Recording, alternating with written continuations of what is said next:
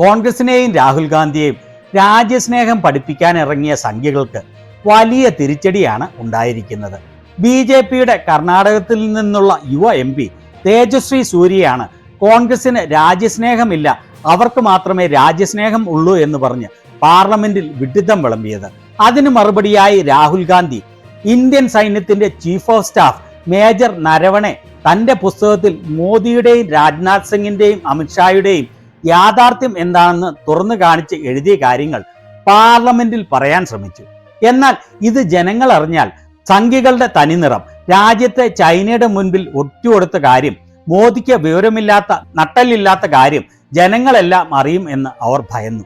എന്നാൽ ഇപ്പോൾ രാജ്യമെല്ലാം അത് മനസ്സിലാക്കിയിരിക്കുകയാണ്. സംഖ്യകൾ ഇനി തലപൊക്കേണ്ട, വീഡിയോകളുടെ അടിയിൽ വന്ന് വിഡ്ഢി കമന്റുകൾ എഴുതേണ്ട. നിങ്ങളുടെ തനിനിറം എല്ലാവർക്കും വ്യക്തമായിരിക്കുന്നു. നിങ്ങൾ സവർക്കറുടെ പിൻഗാമികൾ തന്നെയാണ്, ഷൂ വർക്കർമാരാണ്, സോറി വർക്കർമാരാണ്, വിദേശികളുടെ ഷൂ നക്കുന്നവരാണ് എന്ന് സംഖ്യകൾക്കുൾപ്പെടെ മനസ്സിലായി. രാഹുൽ ഗാന്ധിയെ അവർ പ്രസംഗിക്കാൻ അനുവദിക്കാത്തത് വഴി മോദിക്കും പാർലമെന്റിൽ പ്രസംഗിക്കാൻ സാധിച്ചില്ല. പിന്നീട് ആ പുസ്തകവുമായി വന്ന് ആ പുസ്തകത്തിൽ ഉള്ളത് എന്താണ് എന്ന് രാജ്യം മുഴുവനുമുള്ള ജനങ്ങളെ രാഹുൽ ഗാന്ധി ബോധ്യപ്പെടുത്തി കൊടുത്തു.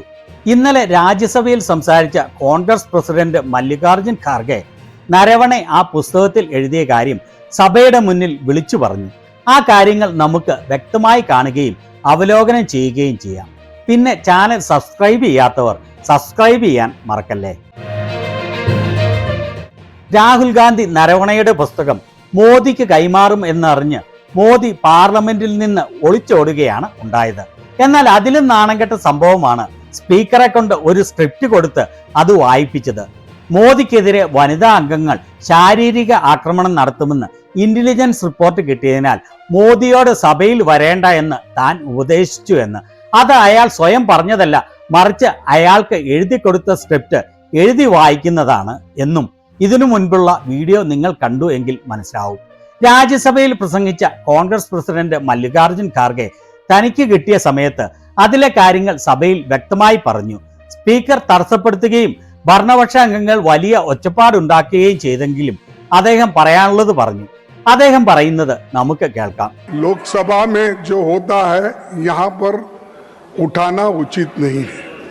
मैं पूछना चाहता हूँ, अगर पार्लियामेंट्री डेमोक्रेसी में 4-4 दिन पार्लियामेंट अगर अपोजिशन लीडर को बोलने के लिए नहीं देता है और वहाँ पर जो मुद्दे उठाए जाते हैं यहाँ पर वो उसकी चर्चा होती है, आप इंडिपेंडेंट नहीं हैं. लोकसभा राज्यसभा ये मिल के सरकार बनाती है, ये मिल के रहते हैं. लेकिन we are house of elder sir, and house of elder के आप चेयरमैन हो. आई एम वेरी प्राउड कि you are chairman of the elders. ലോക്സഭയിൽ സംഭവിച്ച കാര്യങ്ങൾ ഇവിടെ പറയുന്നത് ഉചിതമല്ല. പാർലമെന്ററി ജനാധിപത്യത്തിൽ 4 ദിവസമായി പ്രതിപക്ഷ നേതാവിനെ സംസാരിക്കാൻ അനുവദിച്ചില്ലെങ്കിൽ അതുപോലെ അവിടെ ഉയർത്തിയ വിഷയങ്ങൾ അവിടെ അതിന്റെ ചർച്ച നടക്കും. സ്പീക്കറോട് അദ്ദേഹം തുറന്നു പറയുകയാണ്, നിങ്ങൾ നിഷ്പക്ഷൻ അല്ല എന്ന്.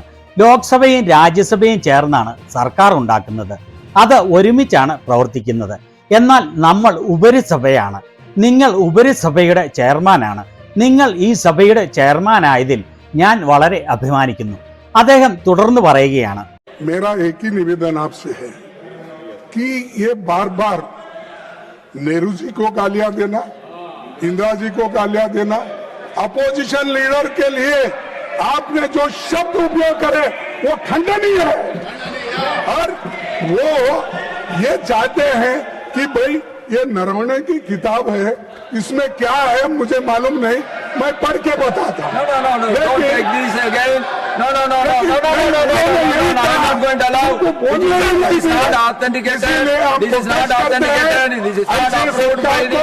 अमेरिका को बेचने वाले देश को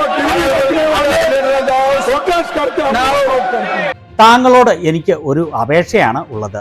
പ്രധാനമന്ത്രി മോദി നിരന്തരം നെഹ്റുവിനെ അപമാനിക്കുന്നു, ഇന്ദിരാഗാന്ധിയെ അപമാനിക്കുന്നു. പ്രതിപക്ഷ നേതാവിനെ കുറിച്ച് നിങ്ങൾ ഉപയോഗിച്ച ശബ്ദം അത് വളരെ നിന്ദ്യമാണ്.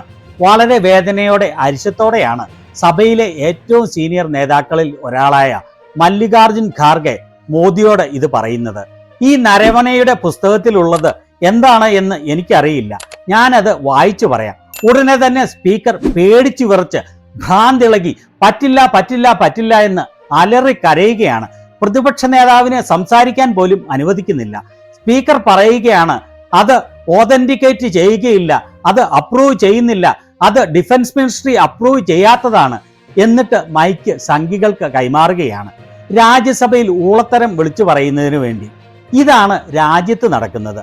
മോദിയുടെയും ഷായുടെയും രാജ്നാഥ് സിംഗിന്റെയും മോദി മന്ത്രിസഭ മുഴുവന്റെയും യാഥാർത്ഥ്യമാണ് ജനറൽ നരവനെ വ്യക്തമായി തന്റെ പുസ്തകത്തിൽ എഴുതിയിരിക്കുന്നത്. യാതൊരു ലീഡർഷിപ്പുമില്ല, യാതൊരു കഴിവുമില്ല, യാതൊരു ഉത്തരവാദിത്വവുമില്ല, രാജ്യത്തോട് യാതൊരു സ്നേഹവുമില്ല. കസേരയോട് മാത്രമാണ് ഇവർക്ക് സ്നേഹമുള്ളത്. എന്നാൽ ഇപ്പോൾ രാജ്യം മൊത്തം ഇത് അറിഞ്ഞിരിക്കുകയാണ്. രാജ്യത്തിന്റെ സ്വാതന്ത്ര്യ സമരത്തിനു വേണ്ടി പോരാടിയത് കോൺഗ്രസ് ആണ്. മഹാത്മാഗാന്ധിയും നെഹ്റുവും പട്ടേലും തുടങ്ങി നിരവധി കോൺഗ്രസ് നേതാക്കൾ വർഷങ്ങളോളം ജയിൽവാസം അനുഷ്ഠിച്ചതാണ്.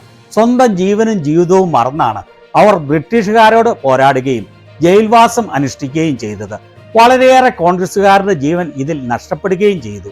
അങ്ങനെയാണ് സവർക്കറിന്റെ പിൻഗാമികളായ സംഘികൾ ഉൾപ്പെടെയുള്ളവർക്ക് ഈ പാർലമെന്റ് ഉൾപ്പെടെയുള്ള എല്ലാം കോൺഗ്രസ് നേടിക്കൊടുത്തത്.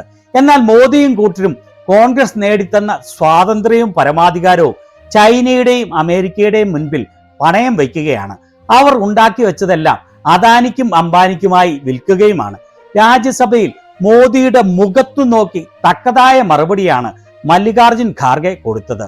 മോദിക്ക് ലോക്സഭയിൽ പ്രസംഗിക്കാൻ കഴിഞ്ഞില്ല. പ്രതിപക്ഷ നേതാവിനെ സംസാരിക്കാൻ അനുവദിക്കാത്തപ്പോൾ മോദിക്ക് സഭയിൽ നിന്ന് ജീവനും കൊണ്ട് ഒളിച്ചോടേണ്ടി വന്നു. എന്നിട്ട് രാജ്യസഭയിൽ വന്ന് പ്രസംഗിച്ച മോദി നെഹ്റു അത് ചെയ്തു, ഇന്ദിര ഇത് ചെയ്തു എന്ന് വിഡ്ഢിത്തം വിളമ്പുകയാണ് ചെയ്തത്. ആകെ വെപ്രാളത്തിലായിരുന്നു മോദി.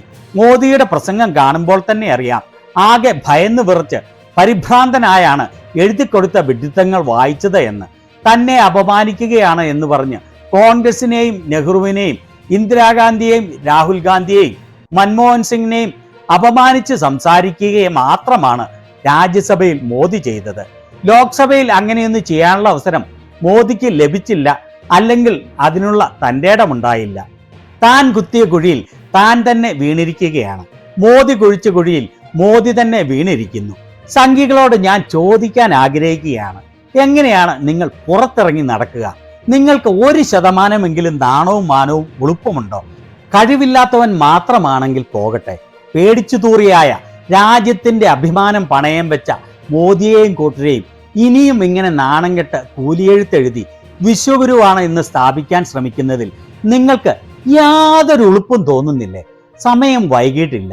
ഇനിയെങ്കിലും നിങ്ങളുടെ ഭ്രാന്തൻ ചിന്താഗതികളിൽ നിന്ന്, നിങ്ങൾ സ്വയം നടിക്കുന്ന ഉറക്കത്തിൽ നിന്ന് ഉണർന്നെഴുന്നേറ്റ് വിവേകമുള്ളവരാകാൻ ശ്രമിക്കുക.